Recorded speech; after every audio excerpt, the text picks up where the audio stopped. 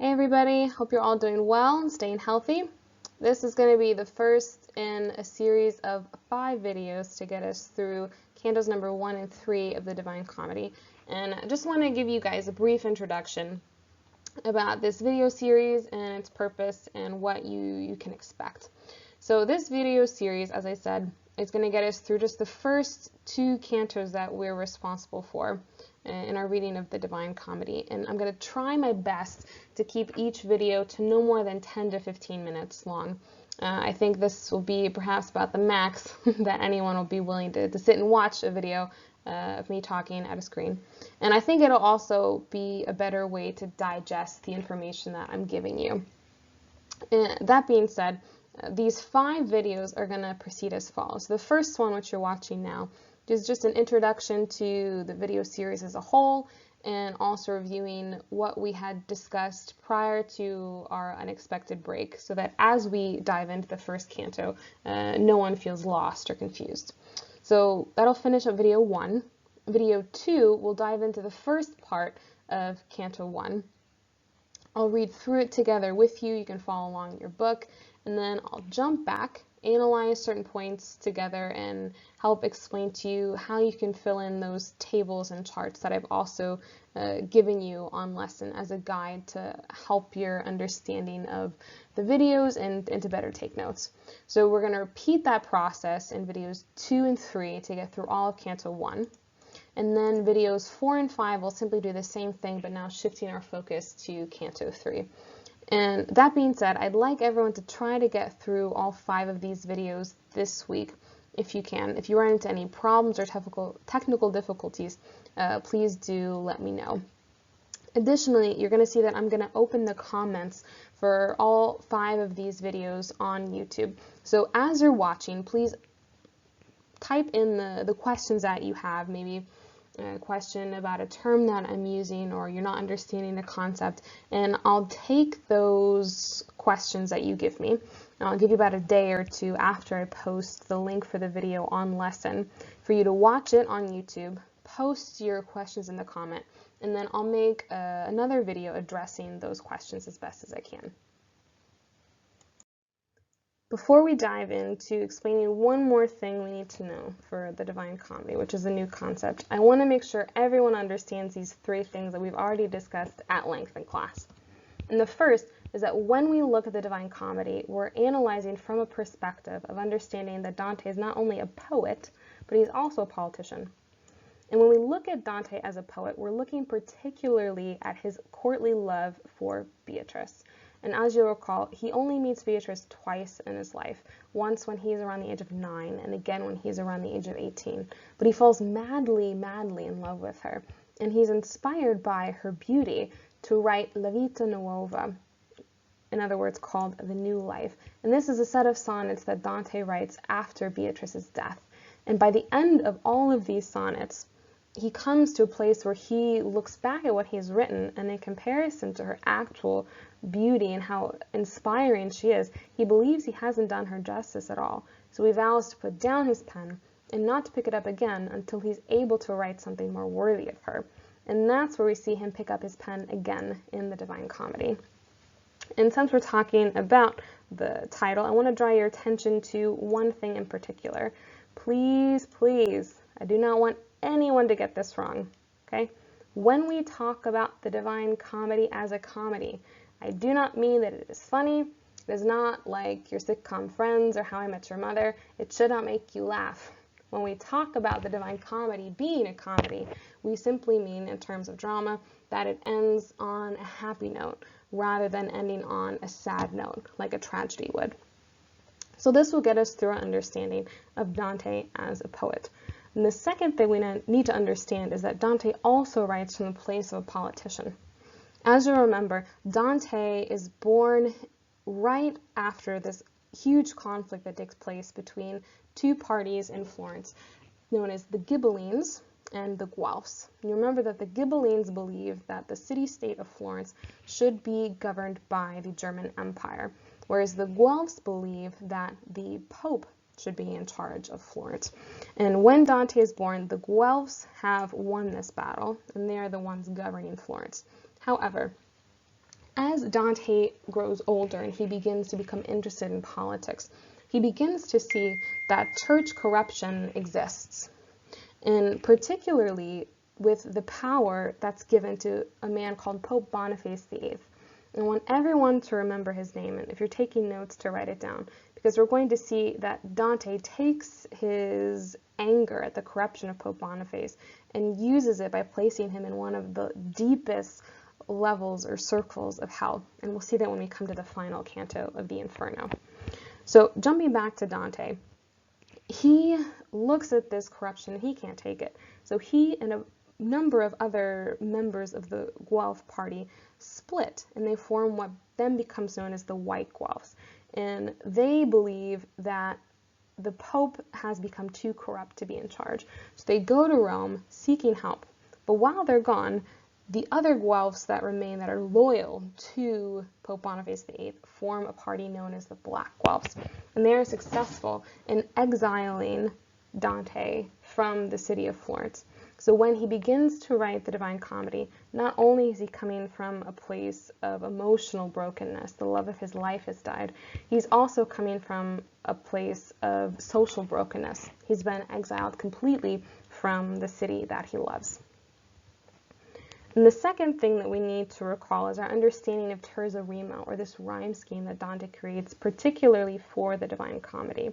And you remember from last year that when we discussed rhyme scheme, we can understand rhyme scheme by looking at the final word in each verse and designating to each particular sound a letter in the alphabet, starting from A, going all the way through, and seeing where these sounds repeat themselves. So, for example, when you look at the Divine Comedy in its original Italian, the language that Dante writes in, you'll find that each tercet takes the rhyme created by the middle verse, and that is then used to create the rhyme of both the first and the third of the stanza that follows it.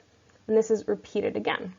So, for example, you see that in my second tercet, this middle repetition of that C letter is repeated in the third tercet to create lines 1 and 3. And the same thing is done here. I see a repetition of that middle sound represented by the letter D. And in the final tercet, it's used to again create the first and third. And this will just continue. So if you're following along, if I wanted to make a fifth tercet here, I would simply take that middle letter, E, and E then would become the first and then the third lines, and then my middle one would just be the next letter of the alphabet. And Dante does this, and it's brilliant how he even came up with this, simply to represent this theological or religious concept of the Trinity.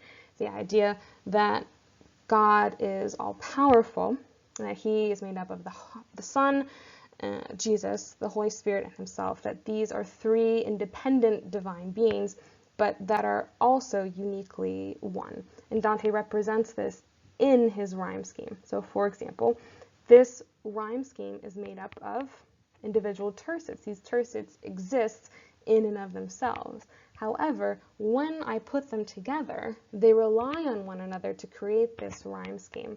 So by coming together, by being one, they create this greater rhyme scheme called terza rima. And the last thing that I want to draw your attention to is simply our understanding of what the Inferno is as a journey. So remember, it's the first of 3 parts in the Divine Comedy. It's followed by Purgatory and finally Paradise. And the Inferno is simply going to be Dante's journey through hell, and he's going to find himself in the beginning in these dark woods. And he's going to try to escape, find that he's unable, until he meets the help of Virgil. And I'll discuss Virgil in a minute. But he is going to help guide him through all of these 9 circles of hell that we're going to be reading. So by now we've gotten all of the review out of the way, and I want to begin unpacking for you a term that we need to understand in order to be able to analyze on a deeper level what Dante's purpose was when he set out to write the Divine Comedy. And that's understanding what is an allegory. So some of you might have some vague idea, some of you might really know what an allegory is, or some of you might be staring at your computer screens right now saying, Miss Katie, I have no idea what an allegory is. Help. If that is you, I can almost guarantee that you've read an allegory before, you just haven't put the title of an allegory to it. And an allegory is simply a story with these two layers of meaning. You have this first layer, this outer layer, where everything should be taken at literal face value. The characters are who they say they are, the places are as the author describes them, the objects that are in the story, the events that happen, stand for their literal meaning. That's that first layer. But then you have that second layer of meaning where all of these things stand for abstract ideas or qualities. And by abstract, we simply mean that it stands for something deeper, more symbolic than it seems to appear at first glance. And I'm going to give you two very famous examples to hopefully clarify for you what an allegory is and to help you understand that you've probably interacted with one before. And the first one is called Pilgrim's Progress. Now, if you have a really good memory, remember that about a month ago, Dr. Ruth gave this as part of her chapel, and she talks about one of the key characters, and his name is Little Faith. And this is an allegory where I need to look at this character and understand on a literal level, Little Faith is his name. So if, for example, I am making a chart and I'm analyzing, okay, at a plot level, what do I need to understand? At a plot level, I need to understand that his name is Little Faith. However, figuratively, there's something deeper going on. So if I want to understand that deeper layer of meaning, I look at his name, Little Faith, and I ask myself, what might this possibly reveal about him as a character? Now, understanding that Pilgrim's Progress is part of this larger allegory on Christianity, on faith, it's a pretty fair guess that I'm going to say that his name, Little Faith, figuratively represents his spiritual state, the things that he's going through. And I understand that by the end of the allegory, this is true, that one of the things that this character struggles with is being someone who has faith. Now, a more famous example perhaps for you, and one that is a little less on the nose, is C.S. Lewis's The Lion, the Witch, and the Wardrobe. And you'll see that one of the main characters that Lewis creates is called Aslan. For those of you who have been in LES for a while, particularly in grade 6, you probably read this as one of your class novels. And you'll remember that Aslan is a lion. That is his character. On a literal level, if I'm describing who he is, that's what I'll say. Additionally, he's also the king of Narnia. So not only is he a lion, but he is the ruler over this entire mystical place. But I also, in my reading, need to pull back that literal layer, that first layer of meaning, and try to understand on a deeper level, based on the things that Aslan says, based on the things that Aslan does, what might he represent on a deeper, more figurative or symbolic level? And not to go too far into the plot, but we find that in the story, Aslan willingly sacrifices himself. So he gives himself over to death for the sake of one of the central characters, Edmund. And he does so willingly in order to take the place that Edmund would have had to. So he dies in his stead. And understanding, again, that C.S. Lewis is writing from a place of faith in Christianity, that Aslan, as a character then, represents the figure of Jesus. He becomes Christ-like in his desire to sacrifice himself physically for the sake of others. And we're going to see this allegory continuing in the Inferno. So, for example, in our second video, we're going to start reading Canto 1 and discover that Dante is going to find himself in a physical place called the Dark Woods. So if I'm analyzing this on a literal level, on a plot level, I'm going to ask myself, where does the setting take place? And I can easily answer that it takes place in this dark woods. But then, remember, I'm not looking just at that first literal layer. I'm also looking at the figurative or allegorical layer. And I'm going to ask myself, what, based on my understanding of Dante the writer, might this dark woods represent? And since I already know his history very well, I know that Dante writes the Divine Comedy from a place of exile. Not only has he been exiled from the city that he loves, he's also lost the love of his life, Beatrice, but his exile comes at the hand of, in essence, the church, as Pope Boniface VIII represents the church. So spiritually, these dark woods might represent how he is coping with the disaster that he's living in, coming to find that he has been exiled by the same religious entity that he dedicated most of his life to. So as we read throughout the Divine Comedy, we need to constantly be looking at not just this first layer of meaning, so literally on a plot level, what is going on, but also peeling back that layer and asking ourselves, with my understanding of who Dante is as a person, what might he be trying to say on a deeper level? Okay, so we're almost ready to dive into Canto 1, Part A. But I just want to make sure that when we come to analyzing, there's no confusion about the way in which I'm going to analyze. So we already understand that an allegory has two layers of meaning. But you might be asking, well, Ms. Katie, how am I supposed to read the canto? How am I supposed to understand what's the literal meaning and what's the figurative meaning? How do I distinguish these two from each other? And the easiest way to distinguish these two layers of meaning is to understand that as Dante is writing, he's writing in two distinct voices. And the first voice that he writes with is Dante the pilgrim. A pilgrim simply being someone who goes on a spiritual journey or a holy pilgrimage, this quest. Okay? And Dante the pilgrim is the literal character. Dante writes himself into the Inferno, and the things that are happening, that he writes about, are happening to this fictional character, which he titles, the same name as himself, Dante. He's the central character who's going to be completing this journey. So when I'm analyzing literally what Dante the Pilgrim is going through, that's my most basic level of meaning in the Divine Comedy. So jumping back again to Dante finding himself in these dark woods. My first layer of meaning, this literal meaning, is going to be, okay, so Dante the Pilgrim wakes up and he finds himself in these dark woods. On a literal level, I'm summarizing and analyzing the plot. He wakes up, he finds himself alone and in a dark, cold, and scary place.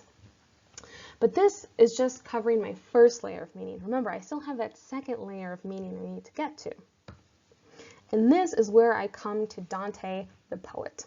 And when I talk about Dante the poet, he's writing himself into the Inferno itself. So everything that is happening to our friend Dante the Pilgrim on a deeper, more symbolic level is happening to Dante the poet. So for example, jumping back to those dark woods, yes, Dante the Pilgrim is going to find himself there, but we need to also think, why is Dante the poet placing himself in these dark woods?